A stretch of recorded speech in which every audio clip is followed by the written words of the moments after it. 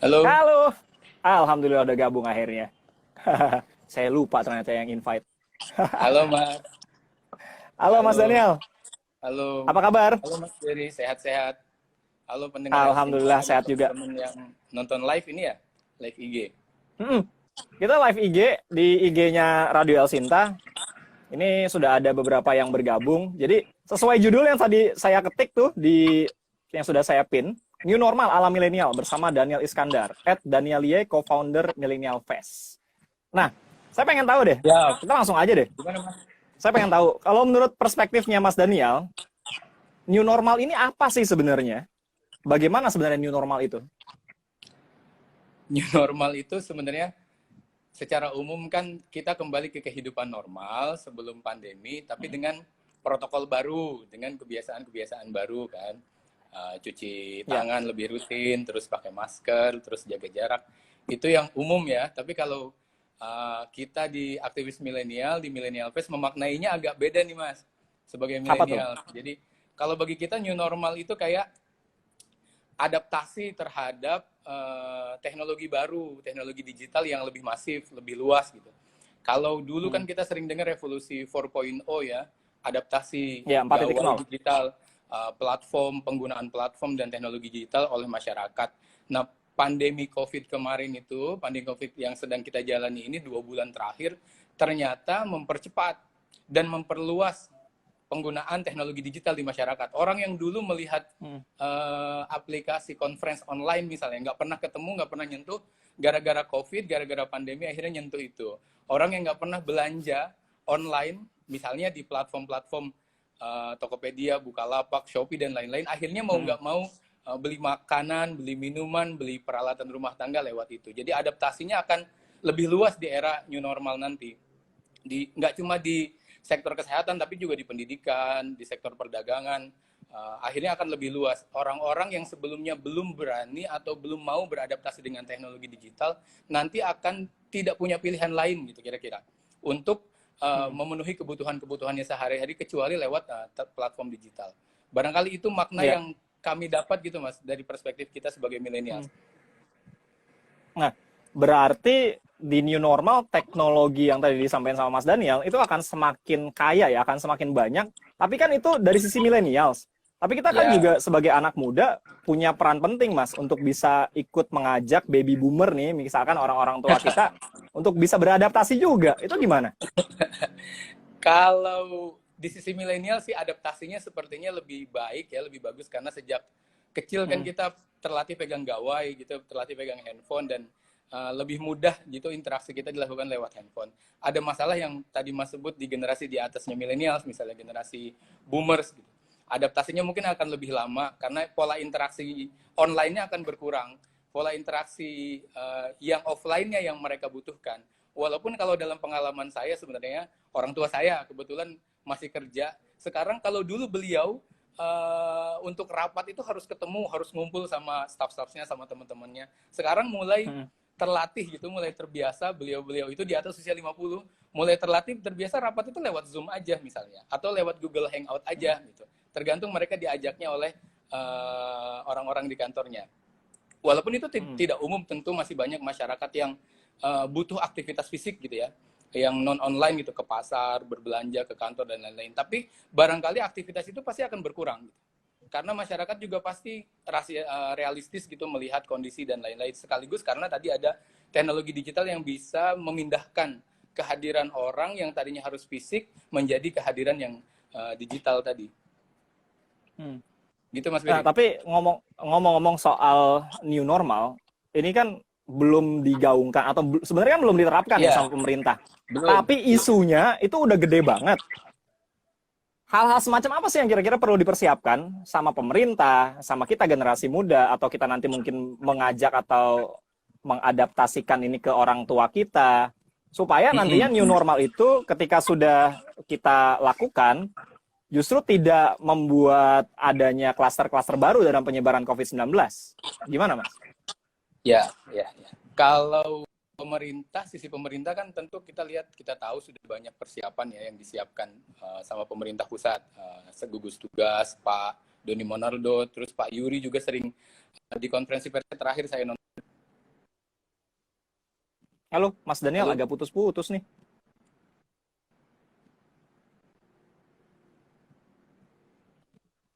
Halo. putus-putus, sorry. Saya lanjut ya. Oke, lanjutin. Saya lanjut ya, Mas. Hmm. Pemerintah kan udah menyiapkan tahapan-tahapan ya untuk pembukaan perdagangan gimana, pembukaan mall gimana, pembukaan masjid terutama rumah ibadah gimana. Sudah ada Ya. protokol-protokolnya, sudah ada kebijakan-kebijakannya. Tadi misalnya ada tahapan-tahapan pembukaan misalnya seperti disampaikan oleh Gubernur Jakarta dan Pak Yuri, juru bicara gugus tugas juga sudah bicara itu. Tinggal kalau dari sisi kami melihatnya sih konsistensi pemerintah, terutama melihat situasi di masyarakat gitu. Jangan sampai nanti langsung dibuka secara luas gitu, langsung dibuka semuanya secara luas tanpa melihat kondisi di wilayah mana, di area mana, di sektor mana yang masih kita tahu yang masih beberapa yang masih darurat gitu, yang masih merah, yang masih kuning Hmm. gitu. Yang penting konsistensinya di antara pemangku kebijakan ini ada, jangan sampai nanti ada keputusan gugus tugas misalnya pembukaan di sini misalnya, tapi ternyata ada kementerian lain atau ada lembaga lain yang punya kebijakan yang berbeda. Yang penting koordinasinya Mas lebih lebih diintensifkan lagi antar pemerintah biar masyarakat nggak bingung, biar kita juga milenials bingung karena kita udah pengen nongkrong nih, udah kangen banget pengen ngopi-ngopi bareng, kangen Kalau banget saya udah kangen ke kantor. udah Mas udah kangen ke kantor, saya kangen traveling lagi, bisa ke mana misalnya ke Bali lagi atau ke Jawa Timur lagi misalnya. Banyak teman-teman milenial yang udah punya rencana-rencana planning seperti itu. Nah, itu tentu tergantung Hmm. kebijakan pemerintah. Yang penting bagi kami sih apapun kebijakan yang diambil pemerintah tentu hasil dari penghitungan, hasil dari analisa risiko yang cukup ya. Yang penting konsistensinya itu yang dibutuhkan. Gitu Mas Berry. Hmm. Tapi memang gimana sih sebenarnya kebijakan pemerintah selama ini? Apalagi di awal-awal pandemi, di pertengahan sampai sekarang mungkin mau menuju new normal gimana sih? Saya bukan policy ini ya, bukan pengambil kebijakan, tapi secara umum kita ngelihat Hmm. Ya COVID sebagai ini orang kan awam lah, kita mengamati bagaimana. COVID ini kan pandemi COVID ini kan mendadak gitu. Tidak ada Hmm. persiapan sebelumnya. Semua negara, nggak cuma kita, bahkan negara sebesar United Kingdom misalnya, Inggris, negara sebesar Amerika aja gagap melihat itu. Apalagi negara-negara yang punya Iya. instrumen dan fasilitas kesehatan yang masih terbatas gitu. Yang dilakukan pemerintah selama ini berubah-berubah itu kan bukan karena pemerintahnya mencela kayaknya ya, bukan karena pemerintahnya berubah-berubah karena memang beda gitu, tapi karena memang kondisinya terus-menerus berubah secara cepat. Jadi adaptasi kebijakannya juga cepat. Walaupun kita melihat kecepatan itu juga harus diimbangi gitu ya dengan koordinasi yang lebih bagus lah di antara lembaga-lembaga pemerintah. Kadang kita juga bingung.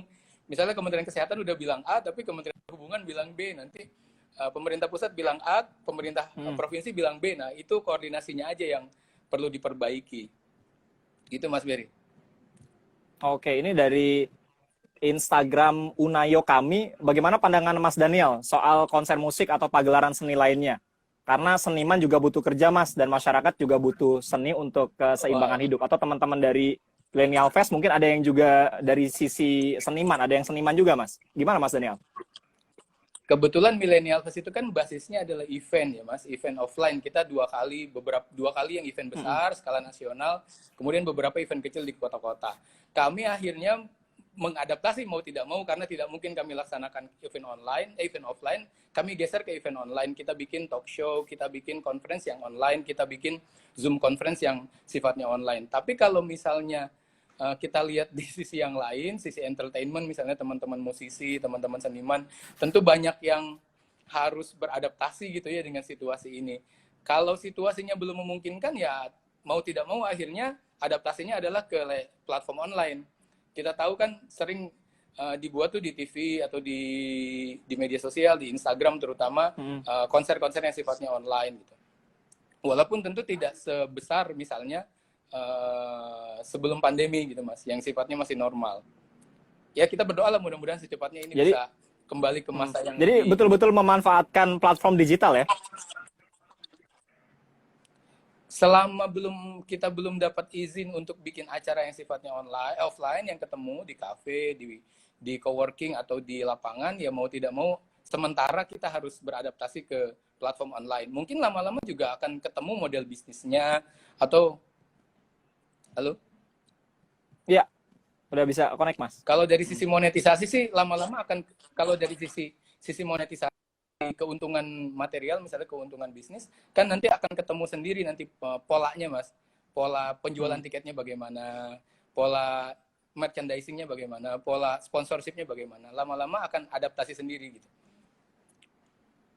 Oke, ini ada pertanyaan lainnya dari Yasir.Barlianta. Menurut Mas Daniel, infrastruktur teknologi yang ada di Indonesia itu sudah kompatibel belum sih dengan percepatan era digitalisasi ini? Apalagi kalau new normal mungkin kita terapkan ya. Gimana nih?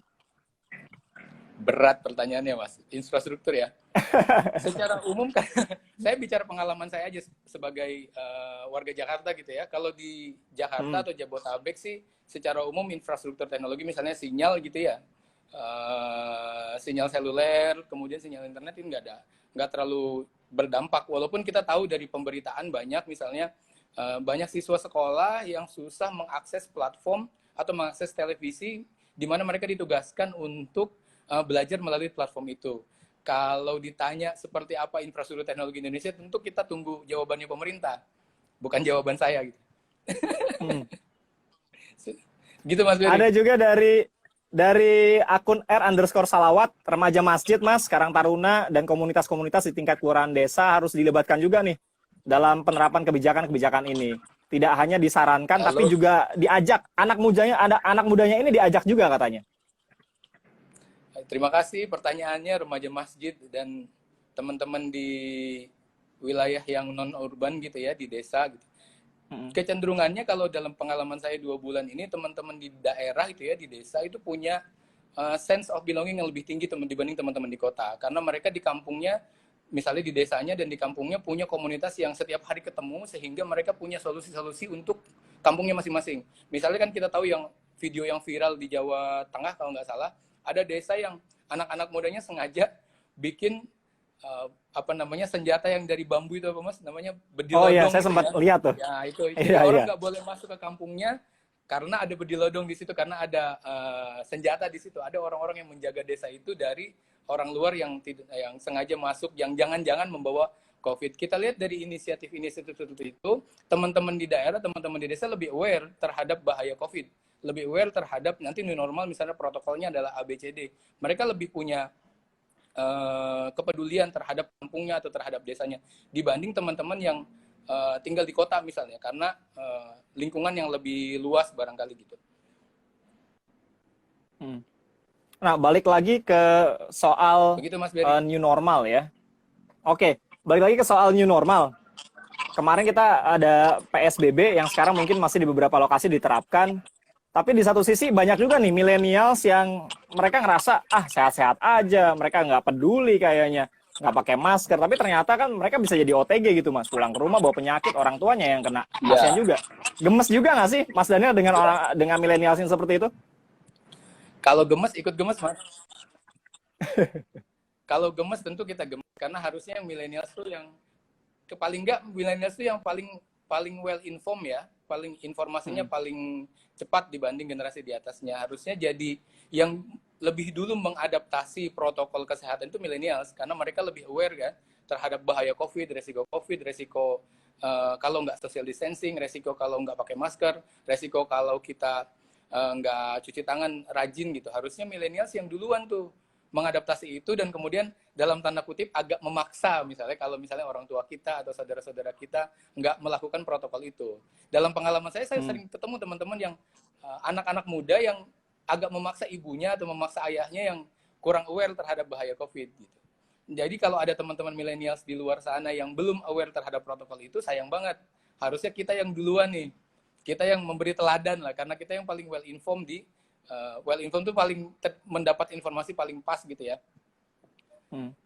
Dalam hal protokol kesehatan itu Mas. Ya, apalagi kan kalau generasi milenials ini kita penerus bangsa ya, melayani generasi kita di kemudian hari kan nantinya jadinya. Sesuai motonya Millennial Fest kayaknya. Layani generasi Mas. Betul. Ya. Ada pertanyaan lainnya nih dari Mas Musli. Silakan. Mas Daniel, apa aja yang dilakukan selama PSBB? Kalau saya secara pribadi di rumah Mas, work from home. Jadi kerja dari rumah, sesuai anjurannya Pak Jokowi lah, kerja dari rumah, belajar dari rumah, dan ibadah dari rumah. Secara awal-awal tuh di semuanya, bulan pertama, di bulan pertama kita akhirnya di kantor di Millennial Fest, kita harusnya akhirnya beradaptasi Mas. Karena kita ini biasanya bikin acaranya offline, kita geser ke online. Tadinya kita rapat meeting-meeting sama teman-teman di Millennial Fest buat siapin event itu harus ketemu di kantor. Akhirnya kita bikin rapat tuh rutin seminggu 2 kali itu lewat Zoom misalnya, lewat atau kadang-kadang kalau mau cepat lewat video call di WA gitu. Kalau biasanya kita dokumen itu kita harus ketemu, misalnya bikin dokumen apa harus ketemu, bikin desain apa harus ketemu, sekarang remote semua Mas. Jadi dari rumah masing-masing semua. Jarang yang dari kantor. Misalnya pengelolaan manajemen dokumen kita akhirnya pakai Google Docs misalnya. Kita ngedit bareng di situ. Kalau pengelolaan desain biasanya kita di Canva atau di platform yang lain atau di aplikasi yang lain. Jadi hampir semuanya yang biasa kita lakukan secara tatap muka di kantor sekarang ya 70-80% bisa kita selesaikan tugas-tugasnya lewat online. Gitu Mas Berry. Pertanyaan lainnya dari Supi_Duon 2017.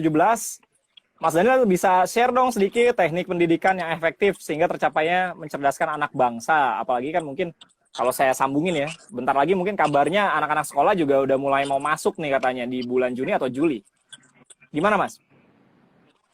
Aduh, berat lagi nih pertanyaannya soal pendidikan.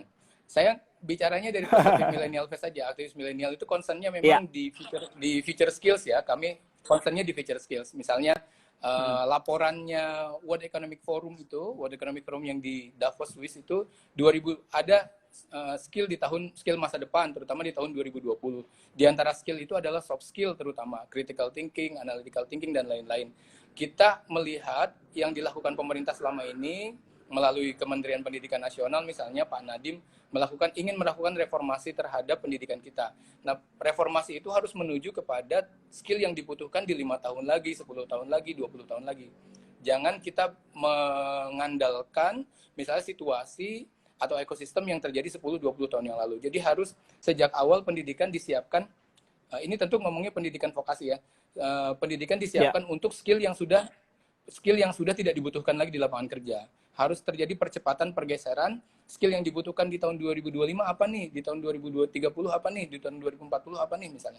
Itu yang disiapkan sejak dari sekarang barangkali itu. Mudah-mudahan kerja-kerja yang dilakukan Kemendiknas, Pak Nadiem Makarim sebagai menterinya bisa lebih baik, lebih dampaknya lebih luas juga ke lembaga-lembaga pendidikan yang kita punya hari ini. Yang tentu itu adalah kerja raksasa ya Mas ya, karena ada jutaan sekolah yang harus mengubah gitu ya cara mereka melakukan pengajaran selama ini.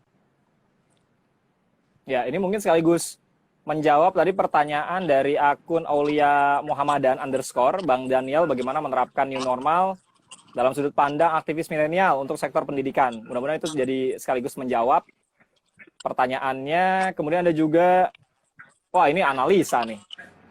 Mas Herdi Iskandar. Menurut Mas Daniel, kapan sih berakhirnya pandemi ini? Analisanya gimana kira-kira? Kita nggak bisa jawab itu karena pertama bukan peramal, bukan gitu analis ya, bukan epidemiolog, tapi bukan analis juga. Silakan baca laporan-laporan epidemiologi aja kalau itu. Nanti kita ngomong yang nggak kita tahu, Mas. Silakan nyalain aja. Oke. Kita berdoa semoga secepatnya gitu ya. Yang penting itu. Tapi paling nggak, kalau Mas Daniel secara pribadi memang sudah mempersiapkan diri untuk kemungkinan-kemungkinan di kemudian hari ya. Gimana Mas? Kan kita sekarang, kalau buat saya, sekarang kita ada di masa ketidakpastian gitu ya, soal akhir dari pandemi ini. Karena ada laporan yang bilang 2022 baru selesai, ada laporan yang bilang 2021 baru selesai. Ada yang bilang di akhir tahun ini sudah ketemu sama vaksinnya misalnya. Dan dari laporan-laporan yang sama-sama kita tahu itu adalah analisis, nah, kita belum bisa punya kesimpulan kapan ini akan berakhir. Tapi paling tidak ini akan berakhir ketika pertama vaksinnya bisa ditemukan, diproduksi massal, dan bisa didistribusikan secara global. Dan itu pasti butuh waktu yang agak panjang. Artinya yang kita bisa lakukan adalah bukan berharap kapan ini berakhir, tapi kalau buat saya, apa yang harus kita lakukan menuju akhir dari pandemi ini. Kalau pandemi ini 2021, berarti kita harus melakukan apa? Melakukan persiapan apa di tahun 2021 itu. Kalau berakhir 2020 akhir misalnya, kita berharap secepatnya misalnya. Lalu kita berharap secepatnya, berarti apa persiapan kita menuju ke sana? Jadi pertanyaannya bukan kapan ini berakhir, tapi apa yang kita siapkan untuk beradaptasi menuju akhir dari pandemi ini. Agar produktivitas kita tidak berkurang, kemudian kehidupan kita tidak mengalami turbulensi terlalu besar gitu ya. Begitu Mas Berry. Oke. Kira-kira ke depannya apa sih yang akan dilakukan oleh Mas Daniel dan juga teman-teman Millennial Fest? Punya planning apa ke depannya? Terutama dalam rangka untuk terus melayani generasi. Kalau kita ikut arahan pemerintah, andaikan pemerintah misalnya menerapkan new normal di Juni ini atau di Juli, kita akan adaptasi dengan arahan pemerintah. Kalau nanti new normal itu adalah kombinasi antara offline dan online, event-event Millennial Fest, acara-acara Millennial Fest nanti akan menggabungkan antara offline dengan online. Halo Mas Daniel, agak putus-putus Mas. Oke, kita balik lagi. Halo, nah ini lebih oke nih. Oke, nggak apa-apa. Lebih oke ya. Lebih oke. Gimana Mas? Kedepannya Millennial Fest dan juga Mas Daniel. Ke depan kita akan ikut arahan pemerintah. Kalau misalnya Juni akhir atau Juli sudah dimulai new normal, tentu event-event Millennial Fest juga akan jadi event yang new normal. Jadi kalau new normal itu tadi definisinya adalah menambah aktivitas di offline yang tadinya tidak sama sekali menjadi ada aktivitas offline, tapi tetap mengoptimalisasikan yang online. Jadi kami akan bikin eventnya lebih banyak di online, tapi tetap ada kehadiran di offline.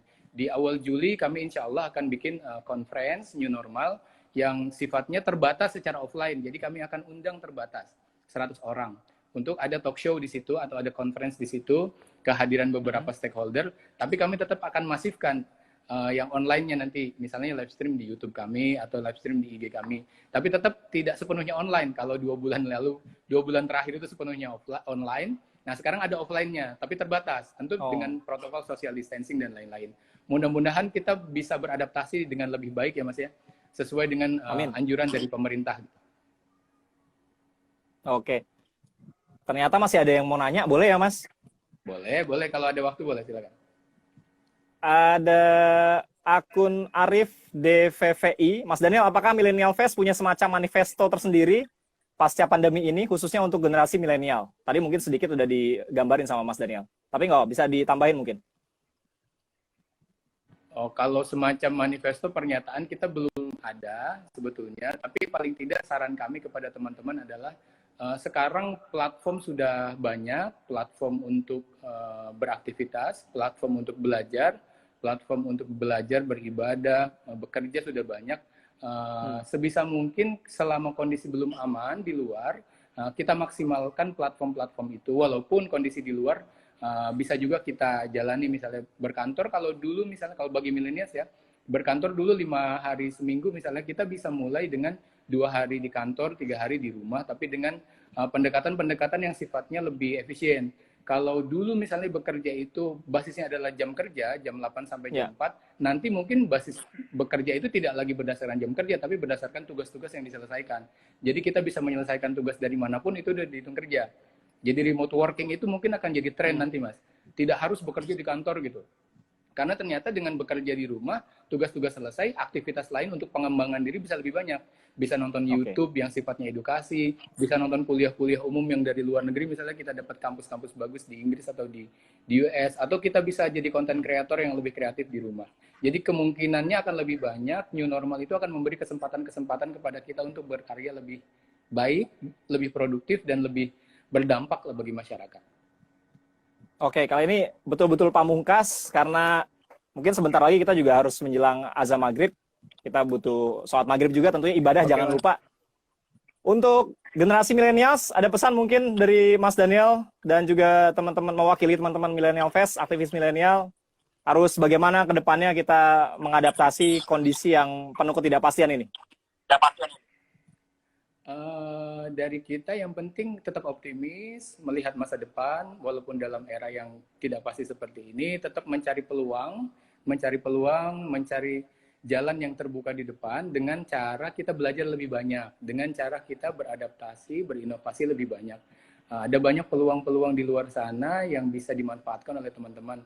Selalu membuka diri untuk pengetahuan baru dan pengalaman baru. Jangan pernah merasa bahwa kehidupan ini sudah begini aja gitu maksudnya. Jangan pernah merasa bahwa pengetahuan ini cukup di sini saja. Ada banyak pengetahuan baru dan pengalaman baru di luar sana. Oke. Itu Mas Ferry. Mas Daniel, kece, terima kasih banyak.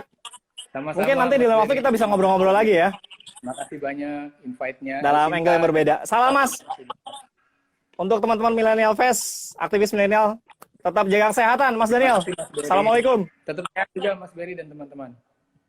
Amin. Waalaikumsalam.